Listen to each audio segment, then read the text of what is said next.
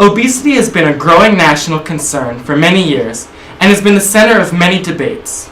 On one side, many people view obese people as unhealthy and slovenly individuals.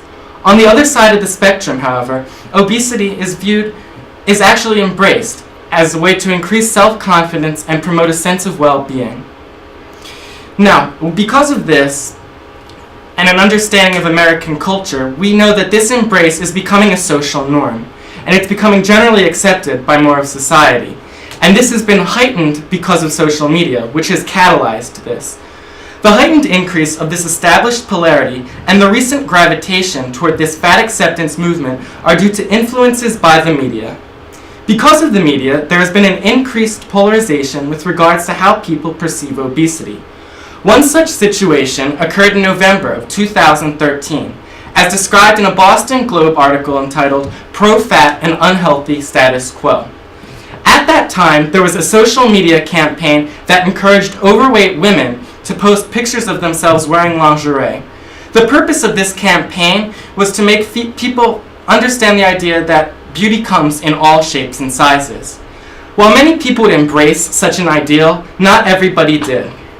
For example, Maria Kang, a health-conscious and staunch supporter of fitness, responded by posting a picture of herself with her kids. Now, beneath the image of her well-toned, thin body reads the question, "What's your excuse?" Now, as we can all tell, the audacity of such a response opened the floodgates for a serious debate. On one side, we had people that saw beauty in all shapes and sizes, while the other side still saw obesity as an abomination. It is clear from this that social media helped catalyze the creation of this debate. While the creation of a debate like this may seem bad, social media was also used to combat Kang's expression, showing a gradual support for the fat acceptance movement. The use of media has worked to make overweight people feel better about themselves, and this has been done in a number of ways, including music videos.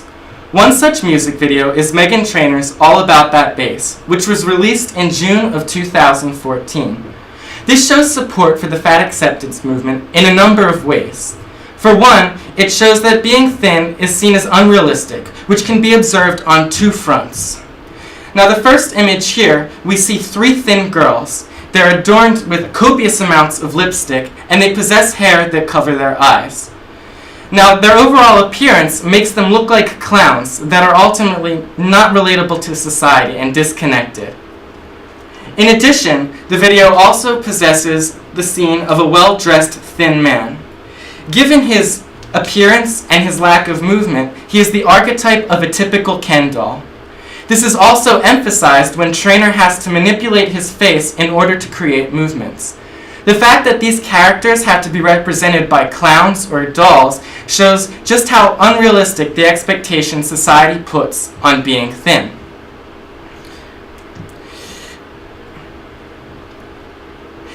The unrealistic expectations that society puts on being thin.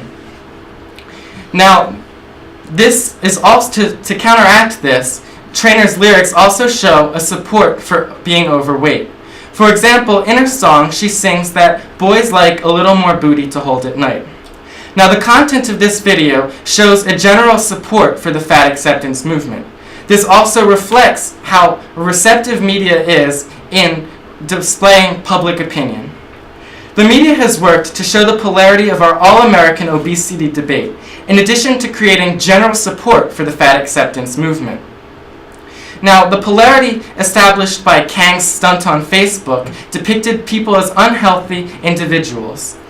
And this created a gradual induced media response. An example of such a response was Trainor's video, which can be seen in all areas of society. While Trainor's video did have a positive message, this also came at a price. And this price came at the expense of shaming those who are thin. Skinny people, in this case, acted as scapegoats in a campaign that pioneered self-respect for personal body image. Now, this evident irony is not fair. In fact, the media is not fair. It encourages downright childish behavior. In order to solve these problems, people need to work together and seek unity. Thank you.